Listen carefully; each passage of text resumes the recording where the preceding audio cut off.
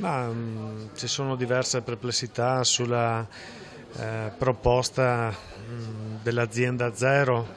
perché non si capisce se sia un'azienda di governo e che mette in subordine tutte le altre US, o sia un'azienda che propone e realizza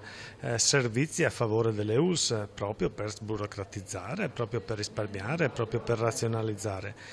La perplessità nostra è che appunto sia un'azienda di programmazione di governo che sostituisce l'attività anche della politica e subordina tutte le altre ULSS, e in più viene eliminata la funzione del direttore del sociale, con gravi rischi però proprio per l'integrazione sociosanitaria, quindi per